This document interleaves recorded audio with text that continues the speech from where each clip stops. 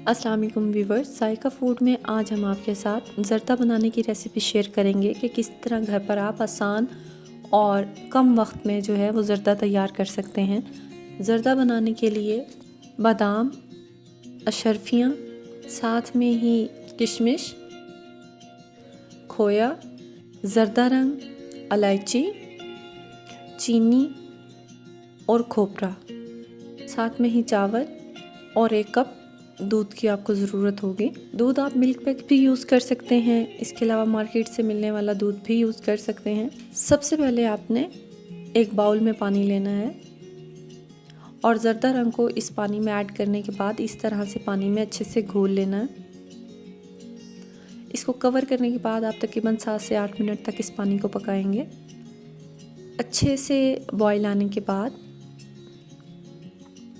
आप इस पानी में सेला चावल ऐड करेंगे। सेला चावल इस्तेमाल ही ज़र्दे के लिए किया जाता है, मार्केट से इजीली अवेलेबल है। आपने इसको पकाने से 1 घंटा पहले भिगो लेना है। तकरीबन मीडियम फ्लेम पर इसको आप जब कवर करके रखेंगे तो 5 से 6 मिनट तक आप इसको बॉईल आने देंगे और अच्छे से इसको आप इस तरह से बॉईल कर लेंगे।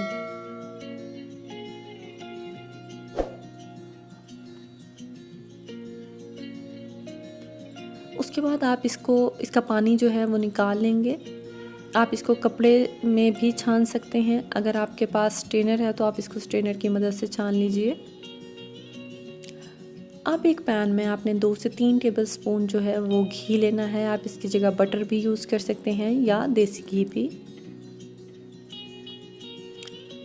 इसके अंदर आप 3 से 4 अदद जो है इलायची ऐड करेंगे। इलायची या लौंग खुशबू के लिए इस्तेमाल किया जाता है खाने में, आप इसकी जगह लौंग भी इस्तेमाल कर सकते हैं। साथ में ही मैं इसके अंदर ड्राई फ्रूट्स ऐड कर दूंगी, जैसा कि मेरे पास बादाम, खोपरा और किशमिश है।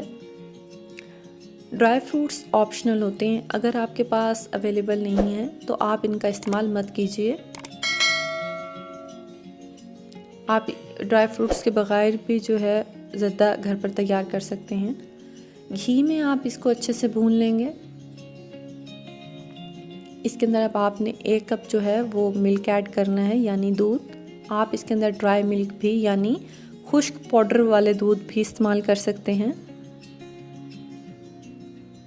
व्यूवर्स, आपके कमेंट्स जायका फूड के लिए बहुत इंपॉर्टेंट होते हैं। अपने कमेंट्स में हमें ज़रूर बताया करें कि आपको हमारी रेसिपीज़ किस तरह की लगती हैं। मैंने इस अंदाज़े में चीनी को ऐड किया है।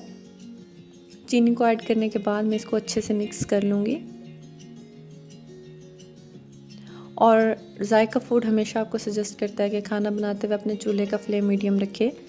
4 से 5 मिनट तक इसको अच्छे से पकाने के बाद जब ये इस तरह शुगर जो अच्छे से पक जाएगी, इस तरह झाग बनने का निशानी होती है कि आपका जो शुगर है वो अच्छे से मिक्स हो गया है। इसके अंदर अब आप बॉइल्ड किए हुए जो आपके चावल हैं उनको ऐड करेंगे। व्यूवर्स, अगर आपको हमारी रेसिपीज़ पसंद आती हैं और आप हमारे चैनल को बाकायदगी से देखते हैं तो हमारे चैनल को सब्सक्राइब करें, अपने फ्रेंड्स के साथ शेयर करें और लाइक करना मत भूलिएगा। आप देख सकते हैं चावल बिल्कुल जो है वो बॉइल्ड हैं, बहुत नरम और सॉफ्ट। आप अच्छे से इसको मिक्स करने के बाद कवर कर लेंगे।